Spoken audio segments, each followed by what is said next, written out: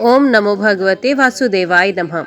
श्रीमद् भागवत पुराण की कथाओं को आगे बढ़ाते हुए आज की कथा का आरंभ हम भगवान के अवतारों का वर्णन अध्याय से करेंगे। उम्मीद करती हूँ कथा का पूरा फल लेने के लिए आप कथा को शुरू से लेकर अंत तक जरूर श्रवण करेंगे। ओम नमो भगवते वासुदेवाय नमः। राजा निमि ने पूछा, योगीश्वरों, भगवान स्वतंत्रता से अपने भक्तों की भक्ति के वश में होकर अनेकों प्रकार के अवतार ग्रहण करते हैं और अनेकों लीलाएं करते हैं। आप लोग कृपा करके भगवान की उन लीलाओं का वर्णन कीजिए जो वे अब तक कर चुके हैं या कर रहे हैं या फिर करेंगे। अब साथ में योगीश्वर द्रुमिल जी ने कहा, राजन, भगवान अनंत है, उनके गुण भी अनंत है। जो ये सोचता है कि मैं उनके गुणों को गिन लूंगा, वे मूर्ख है, बालक है। ये तो संभव है कि कोई किसी प्रकार पृथ्वी की धूलि कणों को गिन ले, परंतु समस्त शक्तियों के आश्रय भगवान के अनंत गुणों का कोई कभी किसी प्रकार पार नहीं पा सकता। भगवान ने ही पृथ्वी, जल, अग्नि, वायु, आकाश, इन 5 भूतों की अपने आप में सृष्टि की है। जब वे इनके द्वारा विराट शरीर ब्रह्मांड का निर्माण करके उसमें लीला से अपने अंश अंतर्यामी रूप से प्रवेश करते हैं, तब उन आदि देव नारायण को पुरुष नाम से कहते हैं। यही उनका पहला अवतार है। उन्हीं के इस विराट ब्रह्मांड शरीर में तीनों लोक स्थित हैं। उन्हीं की इंद्रियों से समस्त देहधारियों की ज्ञान इंद्रियां और कर्म इंद्रियां बनी है। उनके स्वरूप से ही स्वतः सिद्ध ज्ञान का संचार होता है। उनके प्रवास प्रश्वास से सब शरीरों में बल आता है तथा इंद्रियों में ओज और कर्म करने की शक्ति प्राप्त होती है। उन्हीं एक सत्व आदि गुणों से संसार की स्थिति, उत्पत्ति और प्रलय होते हैं। इस विराट शरीर के जो शरीरी हैं, वही आदिकर्ता नारायण है। पहल जगत की उत्पत्ति के लिए उनके रजोगुण के अंश से ब्रह्मा हुए। फिर वे आदि पुरुष ही संसार की सृष्टि के लिए अपने सत्वांश से धर्म तथा ब्राह्मणों के रक्षक यज्ञपति विष्णु बन गए। फिर वे ही तमोगुण के अंश से जगत के संहार के लिए रुद्र बने। इस प्रकार निरंतर उन्हीं से परिवर्तनशील प्रजा की उत्पत्ति, स्थिति और संहार होते रहते हैं। दक्ष प्रजापति की एक कन्या का नाम था मूर्ति। वे धर्म की पत्नी थी। उसके गर्भ से भगवान ने ऋषि श्रेष्ठ संतात्मा नर और नारायण के रूप में अवतार लिया। उन्होंने आत्म तत्व का साक्षात्कार कराने वाले उस भगवत धारा धन रूप कर्म का उपदेश किया, जो वास्तव में कर्म बंधन से छुड़ाने वाला और नैष्कर्म्य स्थिति को प्राप्त कराने वाला है। उन्होंने स्वयं भी वैसे ही कर्म का अनुष्ठान किया। बड़े बड़े ऋषि मुनि उनके चरण कमलों की सेवा करते हैं। वे आज भी बद्री का आश्रम में उसी क्रम का आचरण करते हुए विराजमान है। ये अपनी घोर तपस्या के द्वारा मेरा धाम छीनना चाहते हैं। इंद्र ने ऐसी आशंका करके स्त्री, वसंत आदि दल बल के साथ कामदेव को उनकी तपस्या में विघ्न डालने के लिए भेजा। कामदेव को भगवान की महिमा का ज्ञान नहीं था, इसलिए वे अप्सरागण, वसंत तथा मंद सुगंध वायु के साथ बद्री का आश्रम में जाकर स्त्रियों के कटाक्ष बाणों से उन्हें घायल करने की चेष्टा करने लगे। आदिदेव नर नारायण ने ये जानकर कि ये इंद्र का कुचक्र है, भय से कांपते हुए काम आदि से हंसकर कहा। उस समय उनके मन में किसी प्रकार का अभिमान या आश्रय नहीं था। कामदेव, मल्ल, मारुत और देवांगनाओं, तुम लोग डरो मत, हमारा आतिथ्य स्वीकार करो, अभी यहीं ठहरो, हमारा आश्रम सूना मत करो। राजन, जब नर नारायण ऋषि ने उन्हें अभयदान देते हुए इस प्रकार कहा, तब कामदेव आदि के सर लज्जा से झुक गए। उन्होंने दयालु भगवान नर नारायण से कहा, प्रभु, आपके लिए ये कोई आश्चर्य की बात नहीं है, क्योंकि आप माया से परे और निर्विकार हैं। बड़े बड़े आत्माराम और धीर पुरुष निरंतर आपके चरण कमलों में प्रणाम करते हैं। आपके भक्त आपकी भक्ति के प्रभाव से देवताओं की राजधानी अमरावती का उल्लंघन करके आपके परम पद को प्राप्त होते हैं। इसलिए जब वे भजन करने लगते हैं, तब देवता लोग तरह तरह से उनकी साधना में विघ्न डालते हैं। किंतु जो लोग केवल कर्म कांड में लगे रहकर यज्ञ आदि के द्वारा देवताओं को बलि के रूप में उनका भाग देते रहते हैं। उन लोगों के मार्ग में वे किसी प्रकार का विघ्न नहीं डालते, परंतु प्रभु आपके भक्तजन उनके द्वारा उपस्थित की हुई विघ्न बाधाओं से गिरते नहीं, बल्कि आपके कर कमलों की छत्र छाया में रहते हुए वे विघ्नों के सर पर पैर रखकर आगे बढ़ जाते हैं, अपने लक्ष्य से च्युत नहीं होते।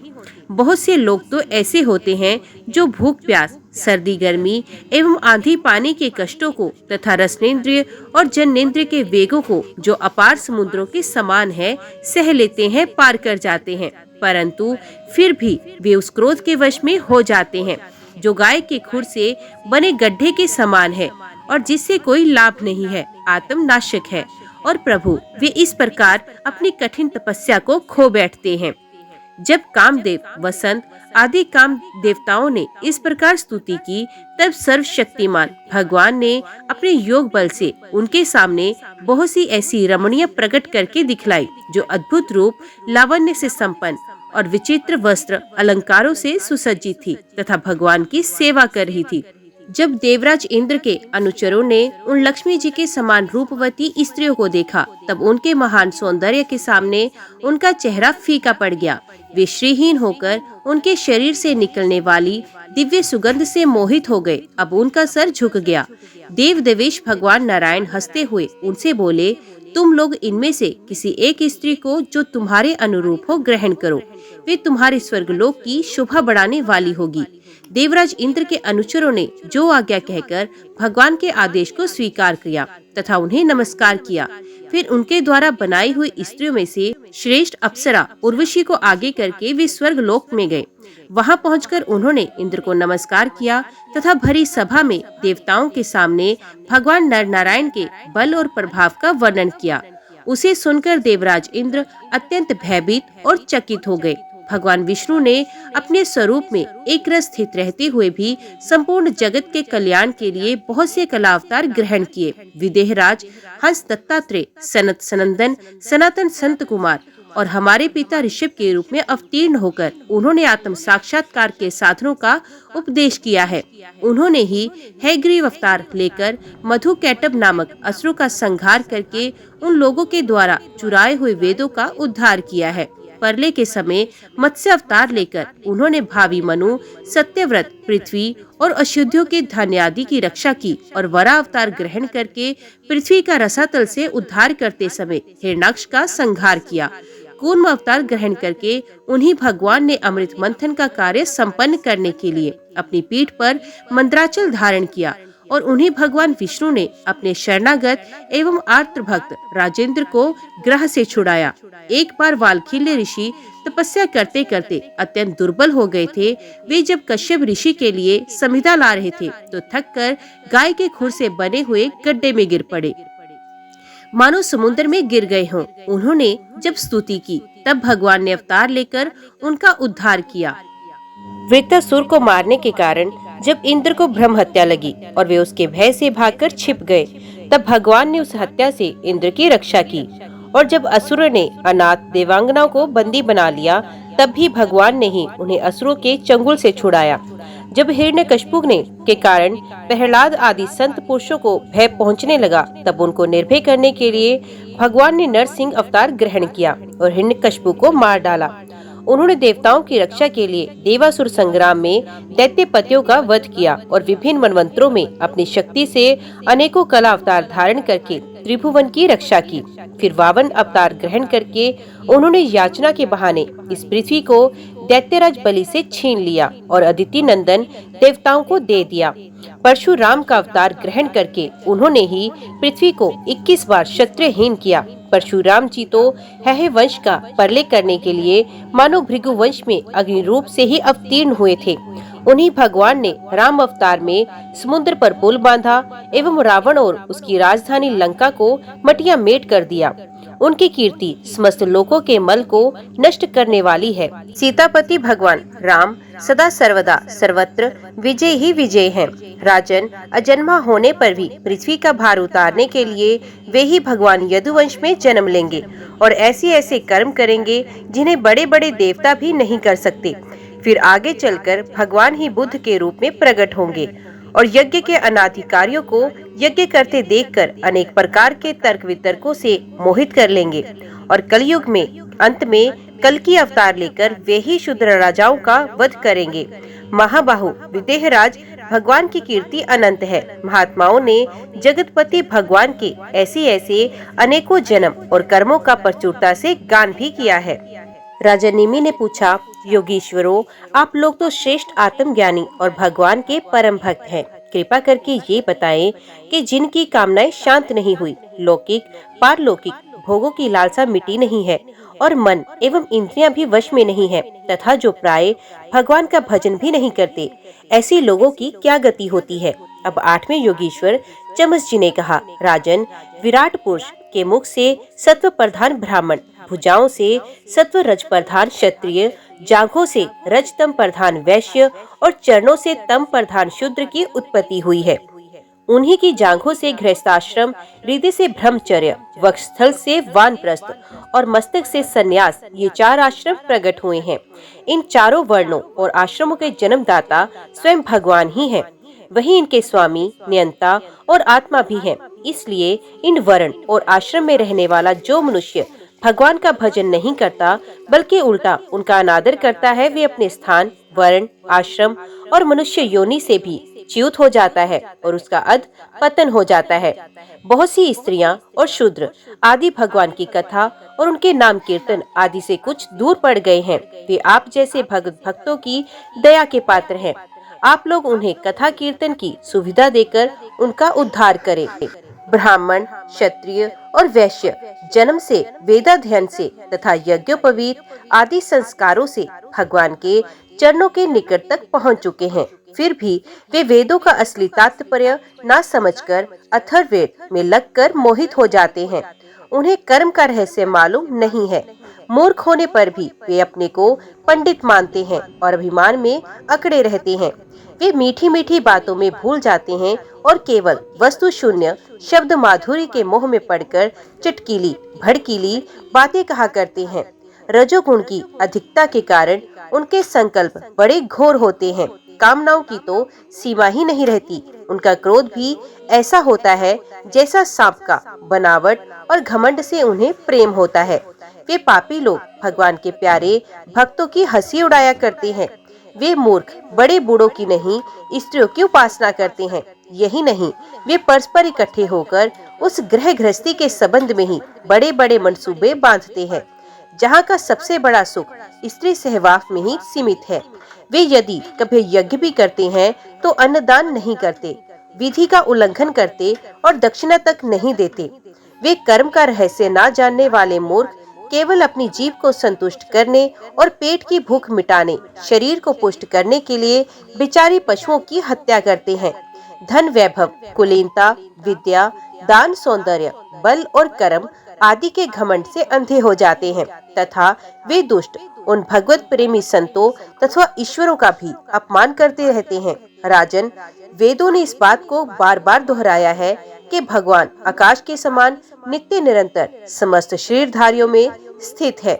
वे ही अपने आत्मा और प्रियतम है, परंतु वे मूर्ख इस वेद वाणी को तो सुनते ही नहीं और केवल बड़े बड़े मनोरथों की बात आपस में कहते सुनते रहते हैं।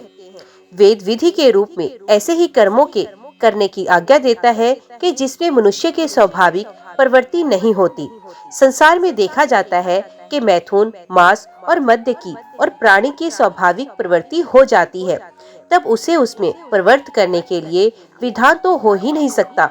ऐसी स्थिति में विवाह, यज्ञ और सूत्रामणि यज्ञ के द्वारा ही जो उनके सेवन की व्यवस्था दी गई है, उसका अर्थ है लोगों की प्रवृत्ति का नियंत्रण, उनका मर्यादा में स्थापन।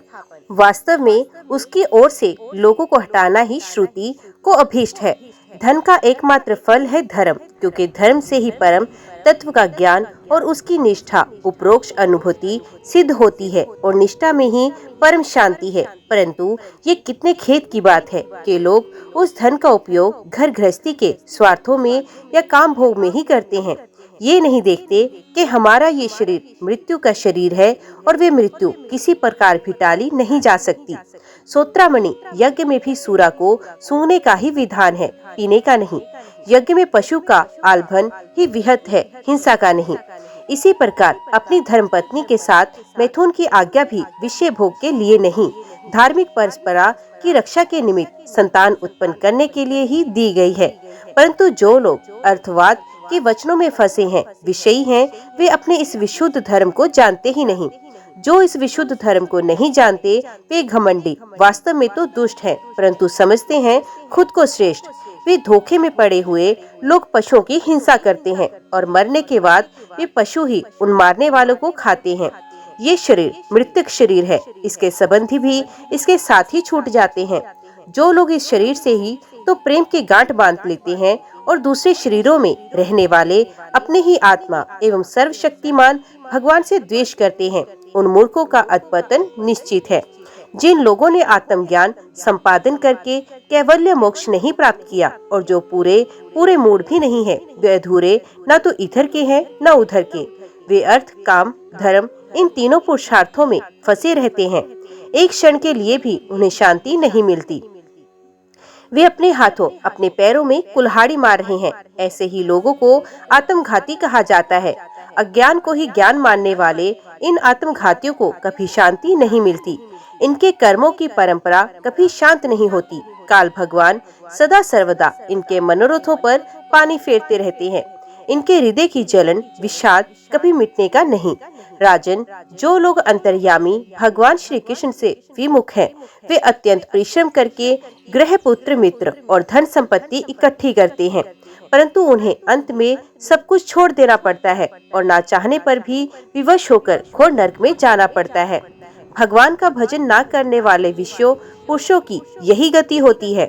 राजा निमि ने पूछा, योगीश्वरों, आप लोग कृपा करके ये बतलाइए कि भगवान किस समय किस रंग का कौन सा आकार स्वीकार करते हैं और मनुष्य किन नामों और विधियों से उनकी उपासना करते हैं।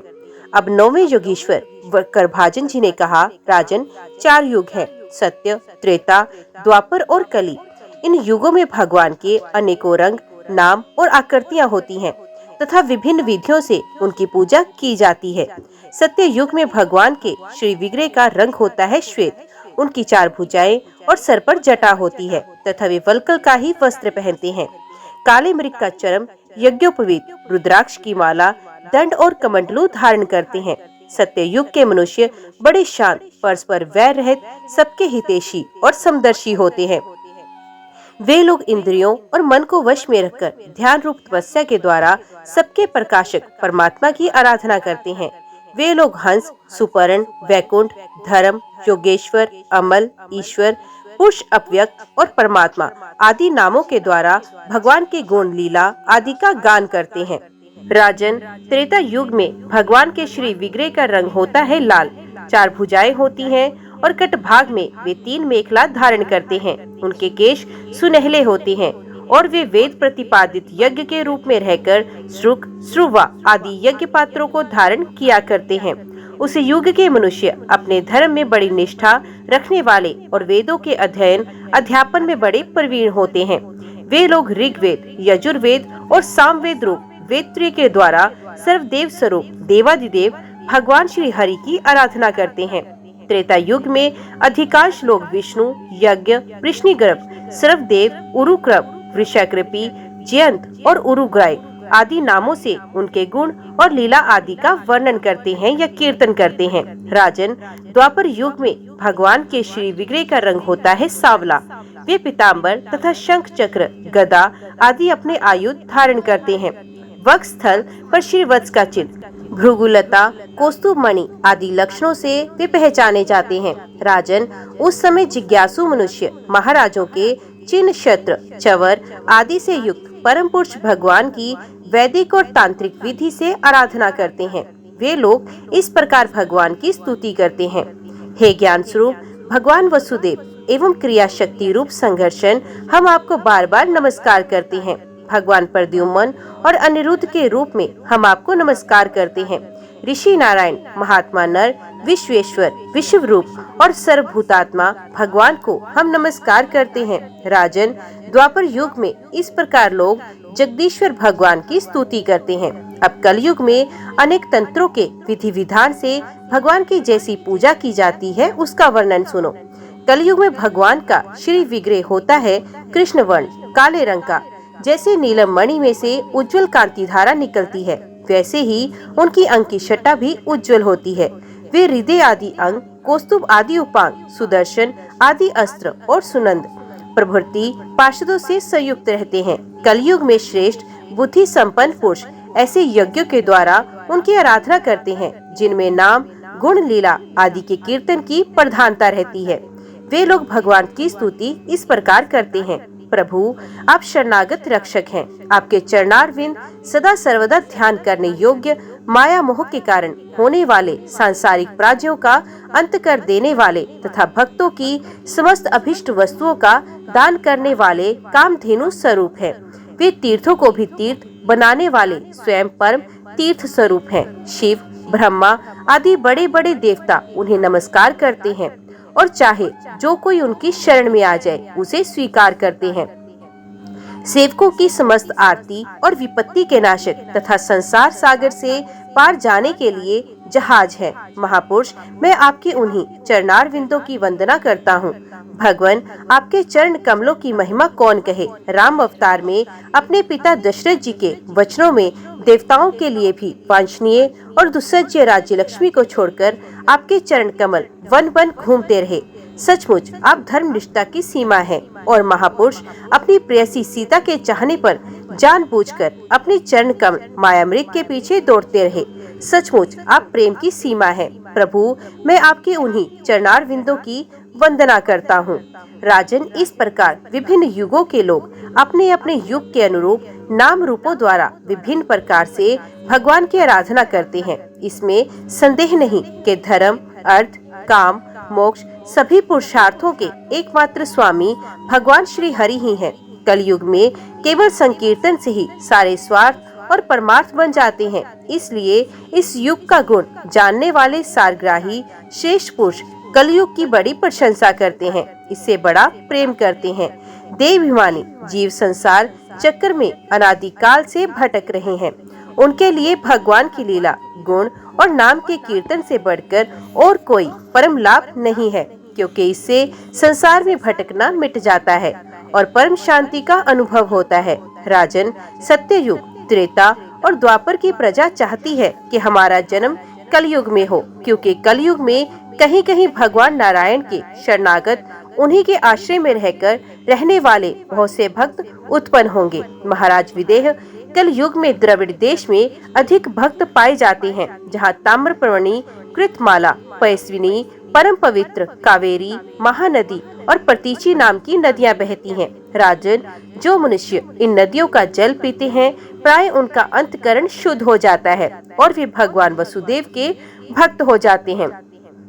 राजन, जो मनुष्य ये करना बाकी है, वे करना आवश्यक है इत्यादि कर्म वासनाओं का अथवा भेद बुद्धि का परित्याग करके सर्वात्म भाव से शरणागत वत्सल प्रेम के वरदानी भगवान मुकुंद की शरण में आ गया है, वे देवताओं, ऋषियों, पितरों, प्राणियों, कुटुंबियों और अतिथियों के ऋण से उऋण हो जाता है।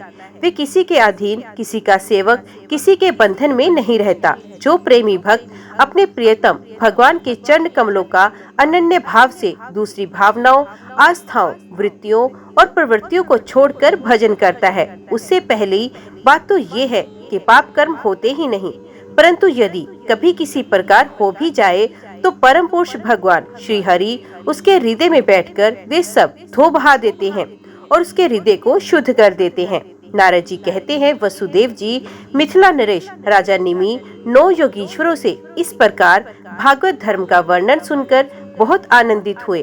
उन्होंने अपने ऋत्विज और आचार्यों के साथ ऋषभ नंदन नव योगीश्वरों की पूजा की। इसके बाद सब लोगों के सामने ही वे सिद्ध अंतर ध्यान हो गए।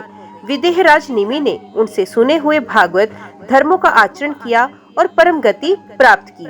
महाभाग्यवान वसुदेव जी, मैंने तुम्हारे आगे जिन भागवत धर्मों का वर्णन किया, तुम भी यदि श्रद्धा के साथ इनका आचरण करोगे तो अंत में सब आसक्तियों से छूटकर भगवान का परम पद प्राप्त कर लोगे। वसुदेव जी, तुम्हारे और देवकी के यश से तो सारा जगत भरपूर हो रहा है, क्योंकि सर्वशक्तिमान भगवान श्री कृष्ण तुम्हारे पुत्र के रूप में अवतीर्ण हुए हैं। तुम लोगों ने भगवान के दर्शन, आलिंगन तथा बातचीत करने एवं उन्हें सुलाने, बैठाने, खिलाने आदि के द्वारा वात्सल्य स्नेह करके अपना हृदय शुद्ध कर लिया। तुम परम पवित्र हो गए हो। वसुदेव जी, शिशुपाल, पौंड्रक और शालव आदि राजाओं ने तो वैर भाव से श्री कृष्ण की चाल ढाल, लीला विलास, चितवन बोलन आदि का स्मरण किया था। वे भी नियमानुसार नहीं, सोते बैठते चलते फिरते स्वाभाविक रूप से ही। फिर भी उनकी चित्तवृत्ति श्री कृष्णकार हो गई है और वे सार स्वरूपवती मुक्ति के अधिकारी हुए। फिर जो लोग प्रेम भाव और अनुराग से श्री कृष्ण का चिंतन करते हैं, उन्हें श्री कृष्ण की प्राप्ति होने में कोई संदेह नहीं है। वसुदेव जी, तुम श्री कृष्ण को केवल अपना पुत्र ही मत समझो। वे सर्वात्मा, सर्वेश्वर, कारणातीत और अविनाशी हैं। उन्होंने लीला के लिए मनुष्य रूप प्रकट करके अपना ऐश्वर्य छिपा रखा है। वे पृथ्वी के भारभूत राजवेशधारी, असुरों का नाश और संतों की रक्षा करने के लिए तथा जीवों को परम शांति और मुक्ति देने के लिए ही अवतीर्ण हुए हैं, और इसी के लिए जगत में उनकी कीर्ति भी गाई जाती है। श्री सुखदेव जी कहते हैं, प्रिय परीक्षित, नारद जी के मुख से ये सब सुनकर परम भाग्यवान वसुदेव जी और परम भाग्यवती देवकी जी को बड़ा ही विस्मय हुआ। उनमें जो कुछ माया मोह अविशेष था, उसे उन्होंने तत्क्षण छोड़ दिया। राजन, ये इतिहास परम पवित्र है। जो एकाग्रचित से इसे धारण करता है, वे अपना सारा शोक मोह दूर करके ब्रह्म पद को प्राप्त करता है। ओम नमो भगवते वासुदेवाय नमः। आज की वीडियो में इतना ही। उम्मीद करती हूँ वीडियो आपको पसंद आई होगी। वीडियो पसंद आई हो तो वीडियो को लाइक और चैनल को सब्सक्राइब जरूर कीजिएगा। जय श्री हरि लिखकर कमेंट बॉक्स में अपनी हाजिरी और अपने सुझाव देना ना भूलिएगा। तो मिलते हैं अगले अध्याय, अगली कथा के साथ। तब तक के लिए देखते व सुनते रहिए। जय मां कंजक, जय माता दी।